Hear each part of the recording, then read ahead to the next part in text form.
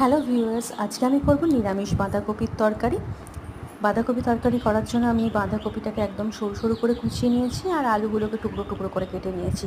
আর নিয়ে নিয়েছি বেশ কিছুটা আদা, পাকা কাঁচা লঙ্কা আর টমেটো। আদা আর কাঁচা লঙ্কাটাকে আমি একটা মিহি পেস্ট করে নেব বলে মিক্সার গ্রাইন্ডারে নিয়ে নিলাম। এটার পেস্টটা অলমোস্ট রেডি হয়ে গেছে। আমি পেস্টটা একটা বাটিতে ঢেলে নিলাম। এবার এই মিক্সিং বাটিটার বোলটার ভেতরেই আমি টমেটো যেগুলো কুচো কুচো করে রাখা আছে ওটা দিয়ে একটা পেস্ট করে নেবো। আর এদিকে আমি উনুনেতে কড়াই বসিয়ে দিয়েছি। কড়াই গরমও হয়ে গেছে, তেল দিয়ে দিচ্ছি তাতে। আর টুকরো টুকরো করে কেটে রাখা আলুটা আমি গরম তেলের মধ্যে আস্তে আস্তে ছেড়ে দিচ্ছি। এটা একটু লাল লাল করে আমি ভেজে তুলে নেব।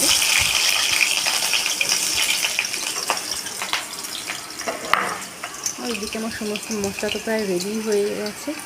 তো আলু ভাজা হয়ে গেছে। আমি ফোড়নের জন্য দিয়ে দিচ্ছি জিরে, তেজপাতা আর শুকনো লঙ্কা আর অল্প পরিমাণ হিং।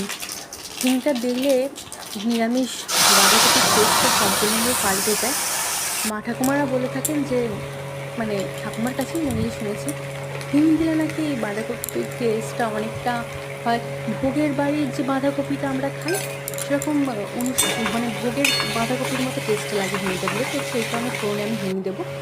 ফোড়নে আমি হিং দিয়ে নিয়েছি আর তার সাথে আমি বেটে রাখা আদা আর কাঁচা লঙ্কার পেস্টটা দিয়ে নিয়েছি, দিয়ে একটু কষিয়ে নিয়েছি। এবার পরে আমি দিয়ে দিয়েছি বাঁধাকপি কুচোনোগুলো, দিয়ে আমি চাপা দিয়ে নিলাম।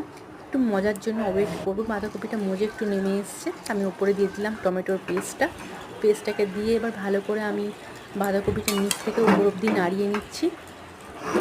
বাঁধাকপিতে প্রচুর পরিমাণে জল বেরোয়, সেই কারণে আলাদা করে এতে জল দেওয়ার কখনোই প্রয়োজন পড়ে না, কেন বাঁধাকপি নিজের জলেই সেদ্ধ হয়ে যায়। বাঁধাকপি থেকে যে কোনো সিজনেরই তোমরা বাঁধাকপি কেনো না কেন, বাঁধাকপি থেকে প্রচুর পরিমাণেই জল ছাড়ে। দেখতেই পাচ্ছ কতটা জল ছেড়েছে। আর এটা মজে একদম নরম হয়ে গিয়ে একটুখানি হয়ে এসছে। এবার আস্তে আস্তে এটা আরও মজবে, আরও নরম হয়ে যাবে যতক্ষণ উনুনে বসানো থাকবে। দেখো মজতে মজতে একদম মাখা মাখা হয়ে গেছে, জলটাও প্রায় মরে গেছে। এবার এটাকে আমি আস্তে আস্তে আর একটু কষিয়ে নিয়ে নামিয়ে নেবো। আর তার নামানোর আগে আমি ওপর থেকে ছড়িয়ে দিলাম 1 চামচ মতো ঘি। ঘিটাকে আমি ভালো করে এর মধ্যে মিক্স করে নেব, দিয়ে আমি থালাতে বার করে নিয়েছি বাঁধাকপি। আর আমার নিরামিষ